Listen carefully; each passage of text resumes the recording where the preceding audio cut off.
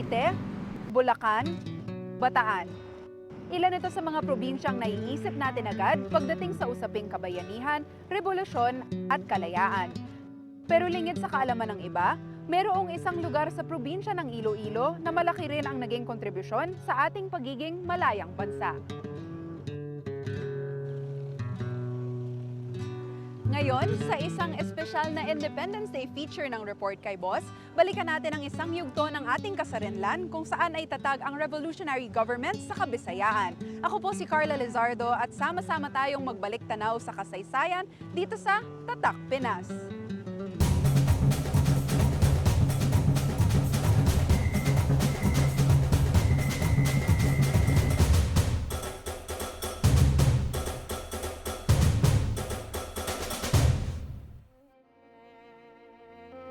Matapos ipaglaban ng mga bayaning Pilipino ang ating bansa mula sa mahabang panahon ng pananakop ng mga Espanyol sa Pilipinas, idineklara noong June 12, 1898 ang Philippine Independence.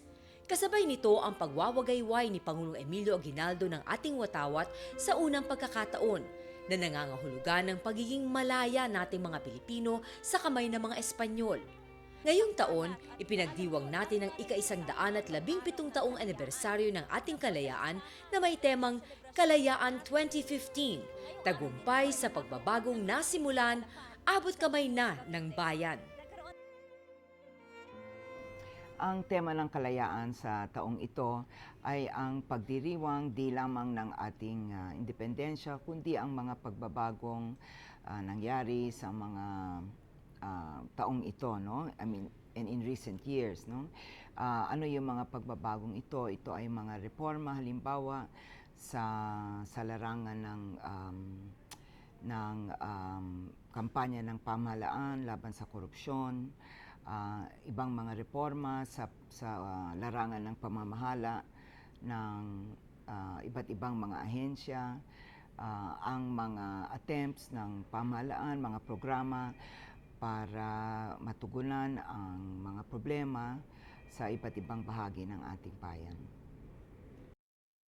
Para sa makabuluhang pagdiriwang na ito, ang makasaysayang bayan ng Santa Barbara ang napiling pagdausan ng araw ng kasarinlan ng Pilipinas. Ito ang unang pagkakataon na ginanap ang ganitong okasyon sa probinsya ng Iloilo. We learned the other year here that this year's Independence Day will be here in Iloilo. The flag raising will be in Santa Barbara. That's the same place where the Philippine flag was first raised in victory outside Luzon. Sa labas ng Luzon, unang winagayway ang watawat ng Pilipinas sa bayan ng Santa Barbara, Iloilo sa pangunguna ni General Martin Delgado, ang kauna-unahang gobernador ng probinsya ng Iloilo. Kawayan pa ang nagsilbing flagpole noon at maraming tao ang nagtipon upang masaksihan ang makasaysayang pangyayari na ito. Ito ang nagsimbolo ng pagkakabuo ng gobyerno ng revolusyon sa Visayas. Tinawag din itong Cry of Santa Barbara. Ang simbahan ng Santa Barbara, yun ang magiging site mismo ng Kalayaan 2015. Doon sa kumbento nangyari ang mga kaganapang ito, no? Kaya makasaysayan ang Santa Barbara sa istorya ng ating bayan. Isang malaking paghahanda ang ginawa ng mga taga Santa Barbara para sa okasyong ito. Kasamang ilang ahensya ng gobyerno, sinimulan ng isang major restoration sa simbahan ng Santa Barbara. Inayos sa mga pader, bubong, kisame at bintana nito.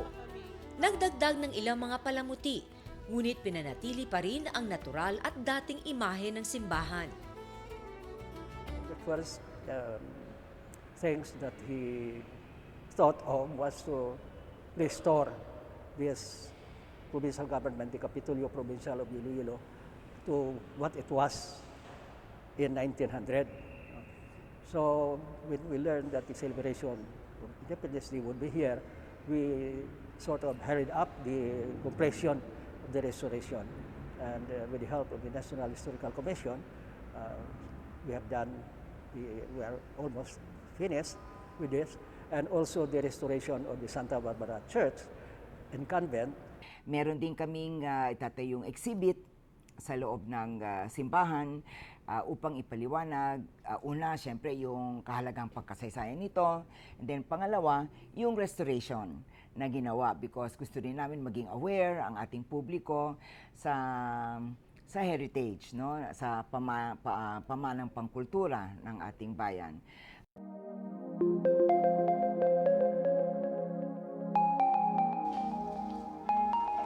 Itinayo ang simbahan ng Santa Barbara noong taong 1849 at natapos ito noong 1878. Yari ito sa mga bato at matitigas na kahoy.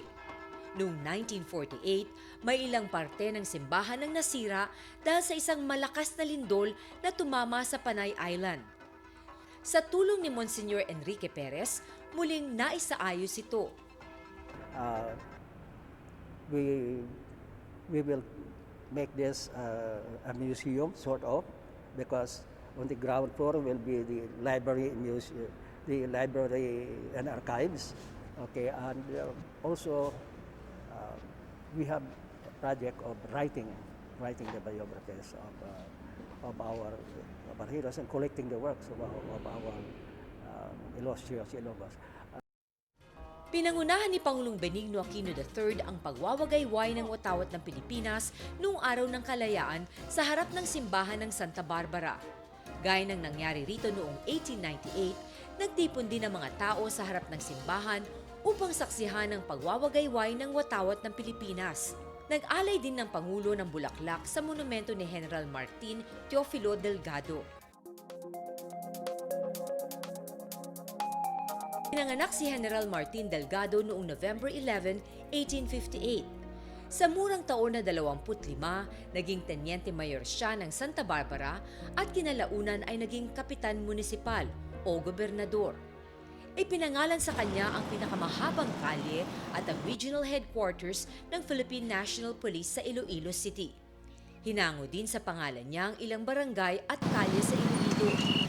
Itinayo rin ang kanyang monumento sa harap ng Santa Barbara Municipal Hall. Pero kung babalikan natin ang ating kasaysayan, makikita natin na napakahalaga ang araw na ito. Hindi bilang isang araw ng komemorasyon katulad ngayon, kundi bilang isang araw kung saan na ipahiwatig ng mga Pilipino, mga ninuno natin, ang kanilang mga sakripisyo at pagmamahal, no, para sa ating bayan. Wag sana nating kalimutan yan kasi siyempre ngayon, no, we can take these things for granted, pero kung babalikan natin yung kanilang mga sinulat, pati yung mga liham nila, kung gaano kaimportante ang ipinaglaban nila, nawalan sila ng asawa, ng ama, ng kapatid, ng anak, lahat upang maging malaya ang ating henerasyon. Kaya yun sana ang ating wag kalimutan. This will, shall we say, this will be a waking up event for our people, especially the young. They should learn more about Ilonggo history, about the achievements of their fathers. Many Ilonggos occupied first positions in the government, in business, in industry. We should learn about them and be inspired by what they have done. We should be more appreciative of past achievements. We should learn about the golden past of Iloilo because today is what it was yesterday, so that when we know our past, we will be more inspired to make our present much better than what it used to be. We can plan better for the future if we know where we have been, and we will have the so-called pride of place. Nakamit ng Pilipinas ang kalayaan sa tulong ng mga bayaning Pilipino na nag-alay ng kanilang mga buhay. Huwag sana natin itong sayangin at panatiliin pa nating buhay ang diwa ng ating kasarinlan, hindi lamang sa ating mga isip at puso, kundi lalong-lalo na sa tamang paggawa.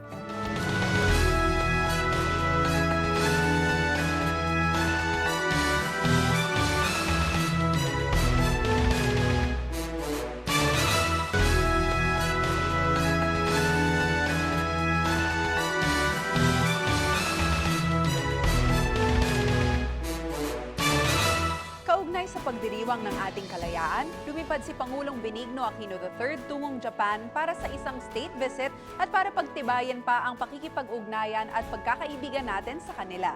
Narito ang First Agenda.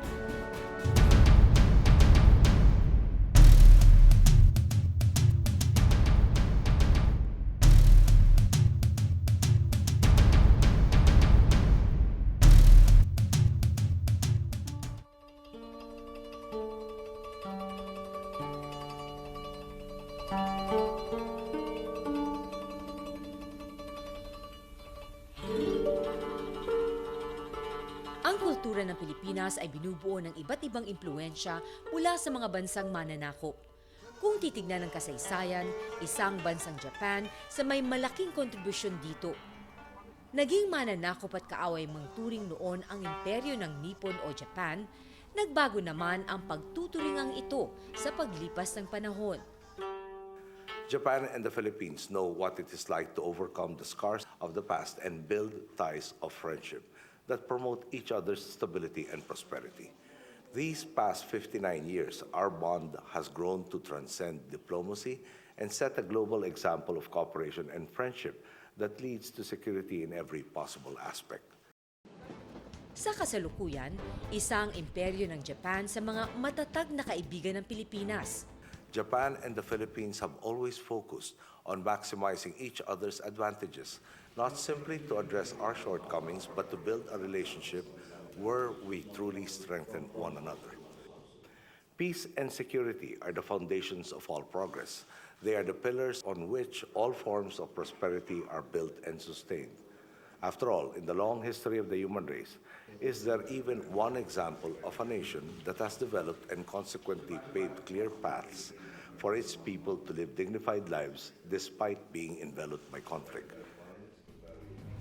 Noon pa man, suportado ng bansang Japan ang mga adhikain para sa ikabubuti ng Pilipinas. Mula sa muling pagbangon, matapos ang rehimen ng diktatorya, nariyan ang Nippon para umalalay.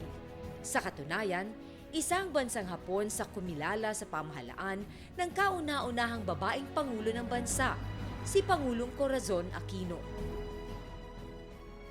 In 1986, the Filipino people overthrew the dictator and lifted my mother to the presidency. The Japanese people and their government stood alongside Filipinos once more by being one of the first countries to recognize my mother's government. Understandably, Japan also became one of the first countries to receive my mother in her official capacity as president. Indeed, there is no denying Japan's hand in encouraging and nourishing the democracy our country now enjoys. Ang Japan ay isa sa mga bansang tumanggap sa Pilipinas para sa isang state visit matapos ang people power. Hanggang sa kasalukuyan, tahimik itong umaalalay sa Pilipinas, lalo na sa panahon ng sakuna at kalamidad, at maging sa pangangailangang pangkaunlaran. In the area of empowering Filipinos, Japan too has been a partner that has never failed to extend a helping hand. After all, among nations, you are the largest contributor of official development assistance to the Philippines, through which you have brought development to where it can make the most impact.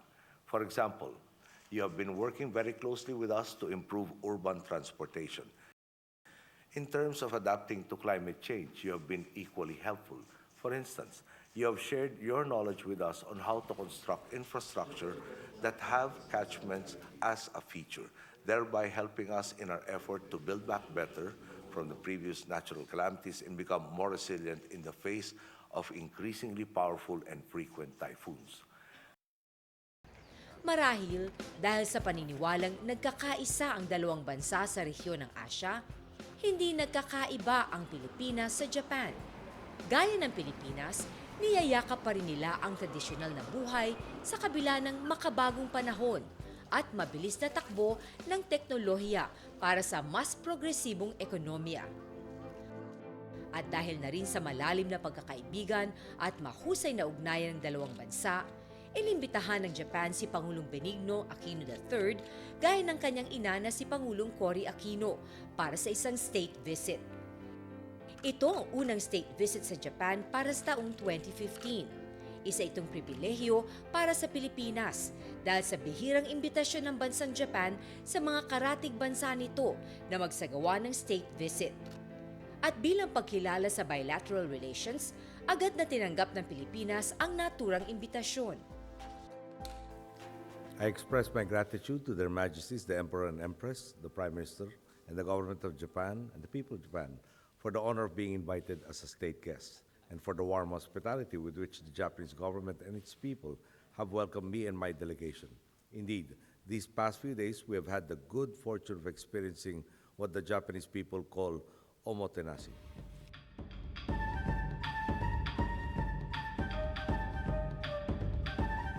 This state visit has been a major opportunity to deepen the friendship between our nations.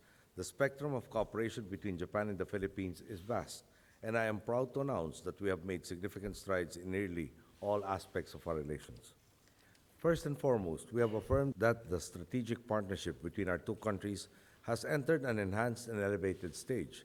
Today, we issued a joint declaration on our strengthened strategic partnership, which highlights the values and goals that tie our nations together: peace, security, growth, and prosperity for our peoples and for the region at large. Bunga ng matatag na pagkakaibigan at hangaring pagkaunlaran, dinaluhan ng Pangulo ang ilang okasyon patungkol sa kalakalan. At nakipagpulong din sa ilang mga mangangalakal na nagpahiwatig ng planong palawigin ang kanilang negosyo sa Pilipinas. After 5 years of hard work and reform, our economic fortunes have changed dramatically for the better. Our administration's reform agenda has taken full effect. From 2010 to 2014, for instance, our economy grew by an average of 6.3%, marking the fastest four-year growth period in the last 40 years. It logically follows that our improved performance opens up greater possibilities to further synergize our economies. Japanese companies realize this and are demonstrating confidence through an even greater willingness to bet on our country and our people. Today, Japan is our largest trading partner, with trade between our countries amounting to $19.1 billion in the last year alone. It is not surprising then that a great number of Japanese companies have a presence in the Philippines, to the extent that their names hold prominent places in our national consciousness. The brands are familiar to many Filipinos, whether it is Mitsubishi or Uniqlo, Toyota or Epson, Honda or Yamaha, Ajinomoto or Yakult, among many others. Nabanggit ko kasi sa may-ari na Uniqlo na nagtayo na ng 23 branches nila sa Pilipinas. Ang target ho nun 200 no? At mukhang patungo na ng patungo doon. At parang gusto pa i-accelerate. Mga 1,200 na empleyado na po sila dito sa mga 23 tindahan nila.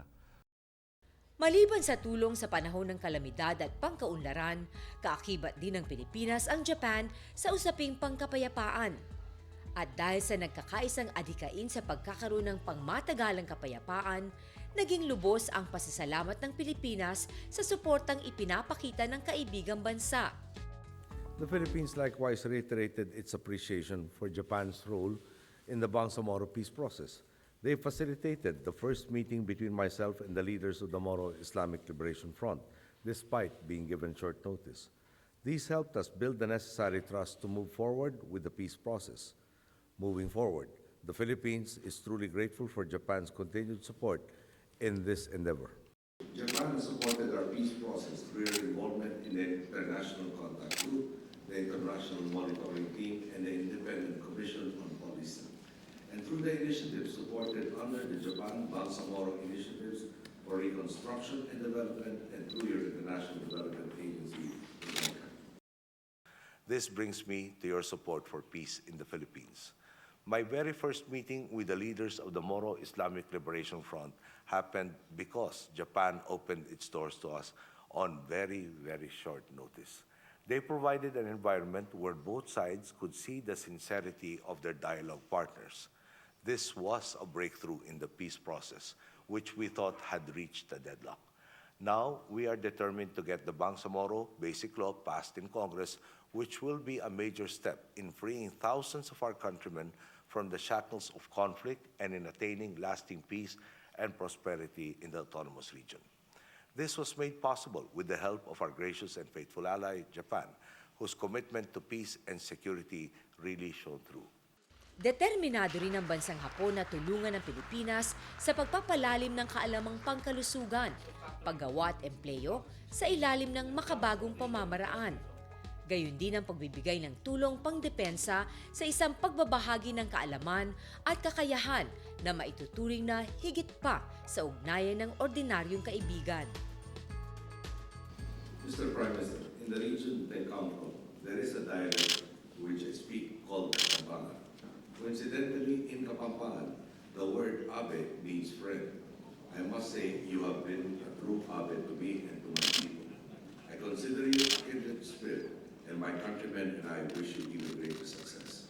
We are also truly grateful for the friendship of the Japanese people, who, like my countrymen, have questioned the status quo for the better.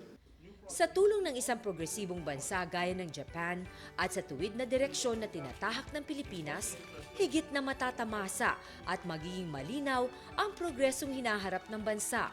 Pati na ang mga kapitbahay nito. I believe the relationship between Japan and the Philippines is one of the best examples on how to do this. Ours is a friendship that spans not just a single sector, but the entire landscape of our interests as nations. This is precisely why I have come all the way here for the 6th time in my presidency, to solidify the Philippines' commitment as a friend to the Japanese people and as a responsible member of the community of nations. Batid ng Japan ang pagbabago sa Pilipinas at ang mahusay na pamamahala ni Pangulong Aquino tungo sa kaunlaran. Ito ang dahilan kung bakit, gaya ng kanyang ina na si Pangulong Cory, naimbitahan siya ng Japan National Press Club.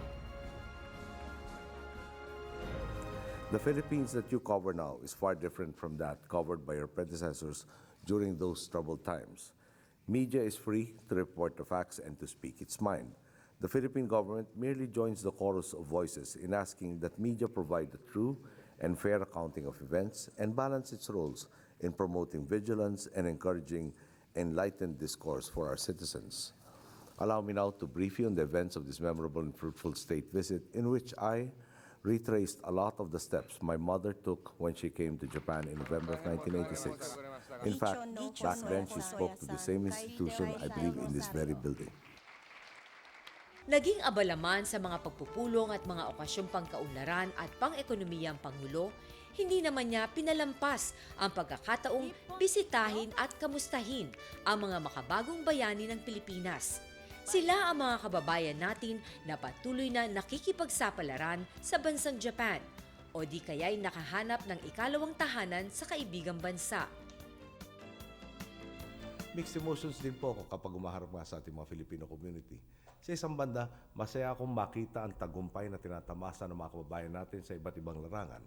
Sa kabilang banda naman, siyempre, nalulukod din ako dahil nahanap nila ang asenso hindi sa sarili nating tahanan kundi sa ibayong dagat. Ang ugnayang Japan at Pilipinas ay isang patunay na sa kabila ng mga pinagdaan ng hidwaan, basta't nagkakaisa at mag-aagapay para sa isang mas magandang kinabukasan, mababago ng panahon ang sugat ng nakaraan tungo sa mas mabuting hinaharap, di lamang para sa magkaibigang bansa, kundi lalo na para sa mamamayan nito.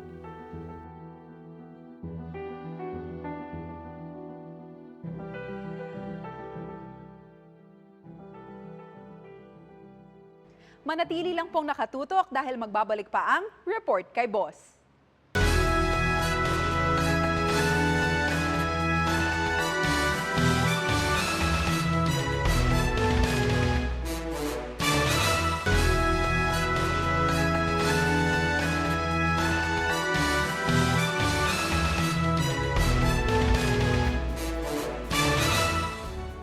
Welcome back. Nitong buwan ng Hunyo, jam-packed ang schedule ni Pangulong Aquino mula sa cabinet meetings and local and foreign engagements. Panuorin natin ang naging mga highlights ng kanyang activities sa Executive Summary.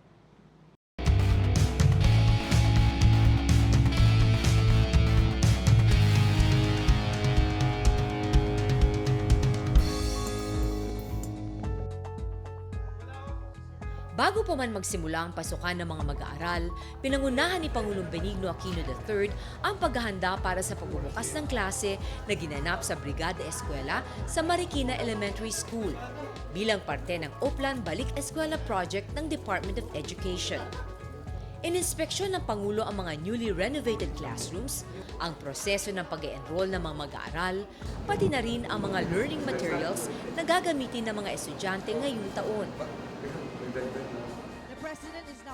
Dinaluhan ng Pangulo ang programang K-12, Kayang-Kaya Sama-Sama na ginanap sa Philippine International Convention Center upang ibida ang Enhanced Basic Education Act of 2013 o mas kilala sa tawag na K-12. Ang programang ito ay sumisimbolo ng pagbibigay halaga ng Administrasyong Aquino sa pag-angat ng kalidad ng edukasyon sa bansa. Binalikan naman ng Pangulo ang naging kontribusyon ng Filipino-Chinese community sa kasarinlan ng bansa sa ginanap na advanced celebration ng Araw ng Kalayaan kasama ang Federation of Filipino-Chinese Chambers of Commerce and Industry Incorporated. Binigyan din ng Pangulo ang kahalagahan ng pagkakaisa ng mga bansa, gaya ng sa Pilipinas at China para sa kapayapaan at kaunlaran.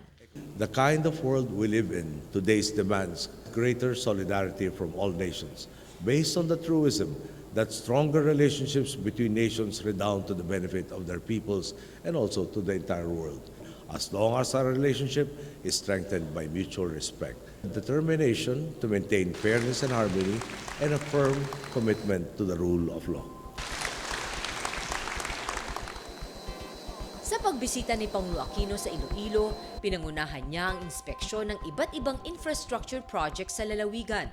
Kabilang sa mga pinuntahan ng Pangulo ay ang intersection ng mga kalsadang ipinangalan sa kanyang mga magulang, ang President Corazon C. Aquino Avenue at Senator Benigno Aquino Jr. Avenue.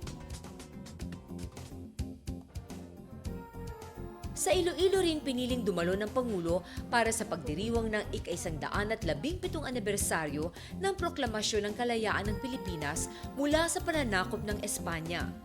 Nagbalik tanaw si Pangulo Aquino sa kabayanihan at sakripisyo ng ating mga ninuno upang makamit ang inaasam na kalayaan. Kasama na rin ang panawagan sa mga mamamayan upang magkaisa para sa pagpapabuti ng sambayanang Pilipino. Nagkaisa mga Pilipino at sabay-sabay ang naging pag-aklas sa Pilipinas. Patunay po ito. Noon pa man, klaro na sa mga Pilipinong kilalanin kung ano ang tama at mali. At ang tugon nila dito ay ang manindigan sa panig ng katwiran. Ang panawagan na lang sa atin ngayon, manatiling nagbibigkis para itaguyod ang kapakanan ng kapwa, lalo na ng mas nangangailangan. Naway gawin nating gabay ang nakaraan, isabuhay ang mga aral na ating natutuhan sa kasalukuyan upang marating natin ang inaasam nating patutunguhan.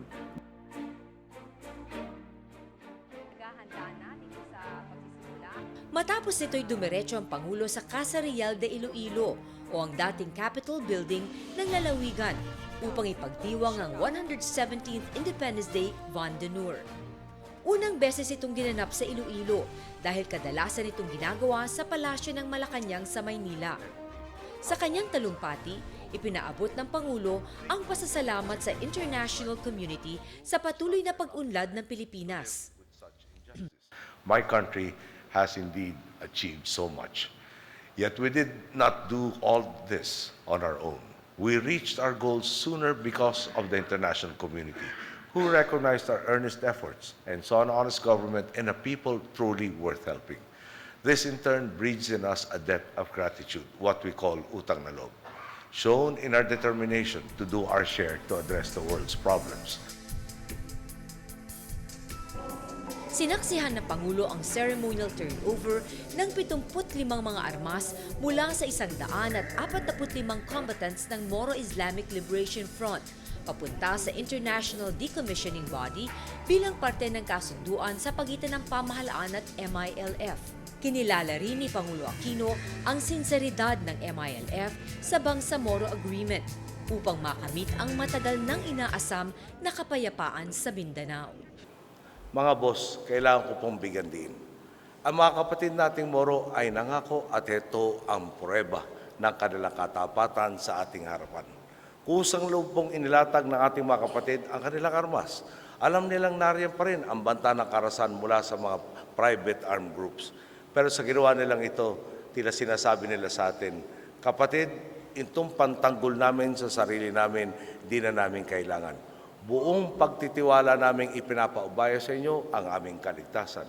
Kapatid, itong armas pwede na naming ibaba dahil naniniwala kaming kasama namin kayo sa kagustuhan naming baguhin ang lipunan at buhay namin.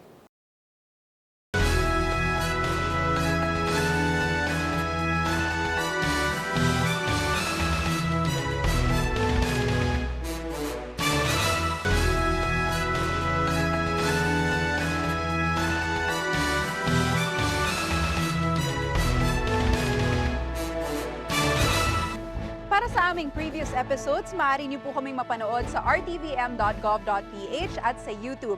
You can also follow our Twitter account and like our Facebook page para sa mas mabilis at malawakang updates on presidential activities. At dyan po nagtatapos ang aming programa. Maraming salamat po sa patuloy niyong pagtutok. Ako po si Carla Lizardo. Hanggang sa muli, ito ang Report kay Boss.